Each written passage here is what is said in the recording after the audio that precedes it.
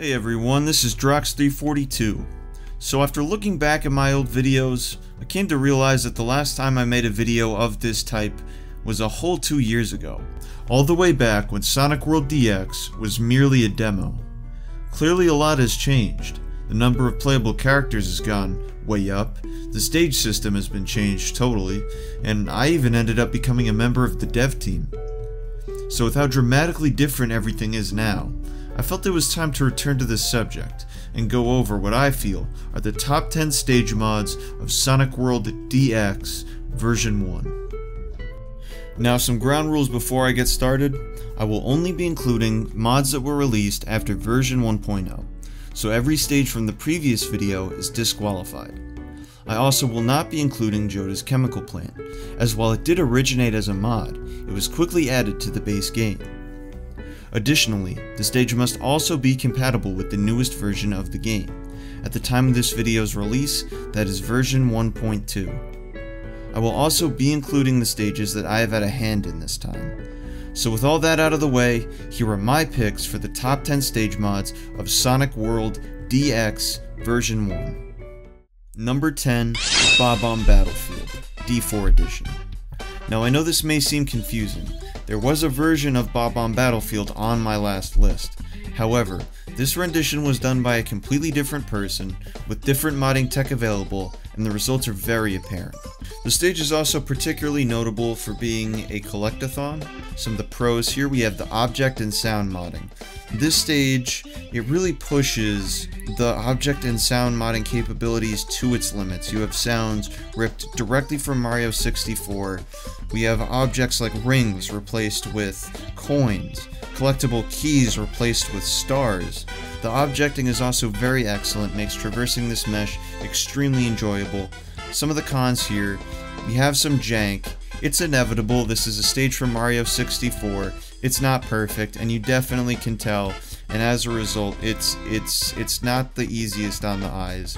It's also missing some acts, with the ones that are available not even really being all that different from what Act 1 had to offer, and as a result, have to dock off points. Still an excellent choice. Bob-omb Battlefield secures that number 10 spot.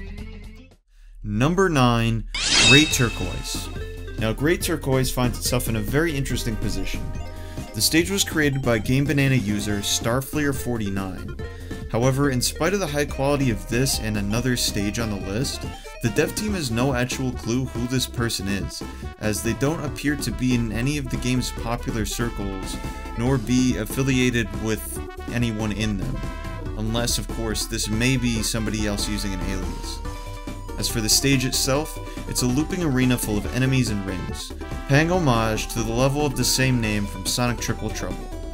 The pros here, the stage has several alts, one of which being a robot carnival, extremely unique, extremely impressive for what it is, and the presentation here is very excellent. The texture work is truly wonderful, and frankly way better than what you would expect from somebody that, once again, seemingly has no ties to the community. Some of the cons here, I would definitely say the level design does leave something to be desired. These arena stages, they are fun, they can have their fun, but it just does not hit the same, in my opinion, as those more linear, get to the goal ring kind of stages, and as such, I think it's still excellent, and I put it at number 9. Number 8 on this list, we have Timberwood. Timberwood is basically Bob-omb Battlefield 2.0. It's a small collectathon arena that pays homage to another game series, but this time, it's Rayman. The stage is a port of the level by the same name from Rayman Arena/M. Some of the pros here, we have the alts. There is a ton of very expansive alts here, different times of day, different weather. I think it's impressive. I think the presentation here, very wonderful. It feels different. It feels like Rayman more than it does Sonic, and I think that's really wonderful here. It also shows off the modding tech in a really unique way, similar to Bob-omb Battlefield. We have objects from the Rayman series. We have sounds playing. The Encore is also a completely different stage, remastering a very old Blitz Sonic Legacy stage called Temple of Spirits, and I'm just really glad I could breathe new life into it and kind of do my own thing with it. There's also a unique alt that is hidden away in this Encore that, unfortunately, while not accessible in this version of the game, is in the previous version and will be in the version to come. Some of the cons here, we definitely have some jank. This is a PS2 mesh, and it definitely shows that. And I think the level design, once again, also leaves quite a bit to be desired. It's another arena, not as satisfying as a Gold Ring stage, in my opinion. Nonetheless, I'm still very proud of the work I've been able to do here, and I'm putting Timberwood at number 8. Number 7, Seaside Palace. Seaside Palace is one of many stages that takes on the Seaside Hill aesthetic. However, this one is especially notable for being absolutely massive in size. Now, while I was responsible for some of the objecting in Act 1, this was actually the combined efforts of 3 different objectors done several years apart, and I think that just goes to show the absolute scale of what's here. Some of the pros here, we have act variety. Not only do we have that absolutely massive Act 1, we have an Act 2 created by the same modeler, Chai Shadow. Also very excellent. I think the alts, very impressive. Once again, we have versions of the stage that take place completely different times of day, completely different lighting.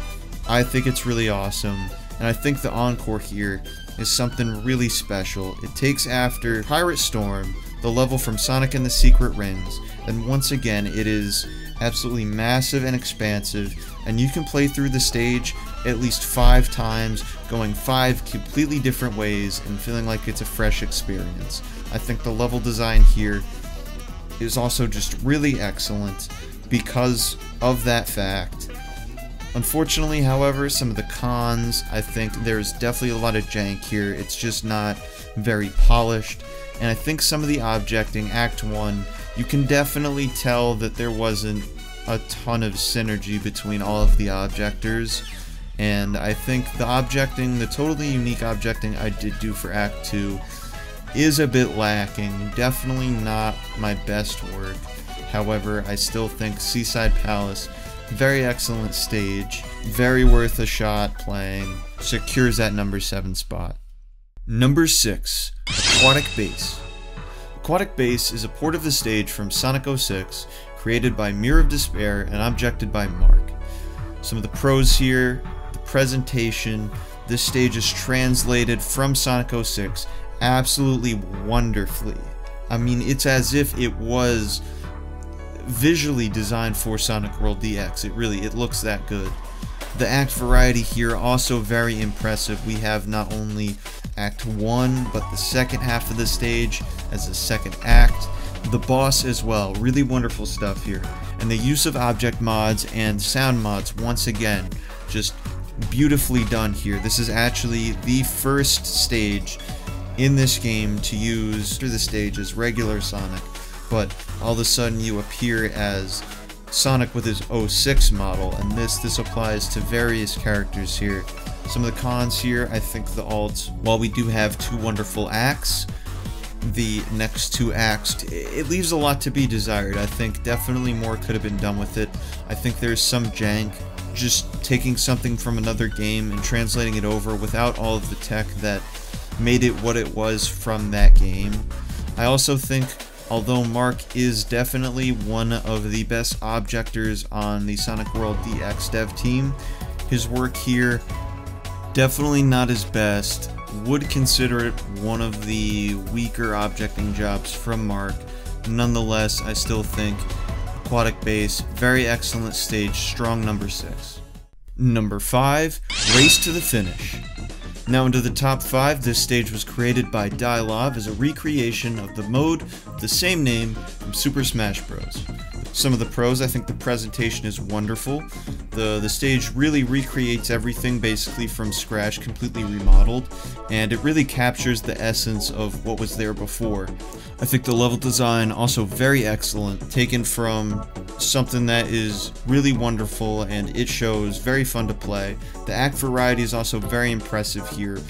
The stage goes gradually through the different versions of this mode from the various games. And the object mods here, once again, I'm sure you can see the consistency here. Really excellent stuff. I think it is extremely impressive the lengths that Dylov went to make things just really great looking. And some of the cons here, unfortunately, this might not apply to everyone, but this is definitely a very difficult stage, especially if you want to 100% everything, get all the S ranks, all the red rings. It's definitely going to take some time, and it's definitely one of the harder mods you could play. The stage also seems to be missing some of the acts. The stage as a whole is unfinished. All that's available currently are the first 3 acts. Nonetheless, I still think this is a very strong stage, very excellent, secures number 5. Number 4, Cloudtop Castle. This stage is an original level, modeled, objected, and scored by the wonderful RedLaRed7. Some of the pros here, we have level design, truly excellent, very original feeling, very inspired. I think the objecting also is really wonderful here, and the presentation is just absolutely fantastic. This looks like no other stage in the game, and in the best way possible. I think Red really went above and beyond here in making something that plays, feels, and looks wonderful. That being said, it is not perfect. We do have cons, and the cons are there's only 1 act to this, and there is definitely some jank, especially with the changing of the camera angles here. Nonetheless, I don't think there's too much to say about this stage other than it is truly wonderful, but it is not perfect, and it secures number 4, very rightfully deserved. Number 3, Turquoise Hill. Another stage created by the mysterious Starflare 49, this level is truly baffling. It's not perfect, but it is extremely high quality. The stage is a typical linear Gull Ring stage, paying homage to the stage of the same name in Sonic Chaos. Some of the pros here, we have very original and wonderfully made level design. The alts here, very impressive, very interesting, very fun. The presentation is also really wonderful. I mean, this stage has baked lighting of all things, something that most stage modders really don't bother with. Unfortunately, the cons here, we do have some minor jank that shows up every now and again. The modeler seems to have run into some collision issues, and that happens every now and then. I also think there were definitely some setbacks in regards to the program being used. I take it that this stage was most likely made in the program SketchUp, which, while it's not bad and can be used to create some really wonderful things, generally tends to make stages look a bit blocky and feel a bit blocky, and this falls into that a little bit, though still being extremely wonderful. I think the encore is also very excellent, very well done, and just a ton of fun, very enjoyable. So Turquoise Hill, solid number 3. Number 2, Celestial Metropolis.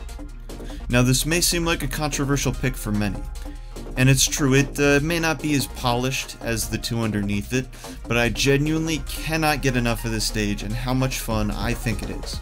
This stage was originally created by Jalex for Sonic World Legacy, and using its bones, I feel I was really able to create something extremely enjoyable and expansive. The pros here, the act variety is absolutely off the charts.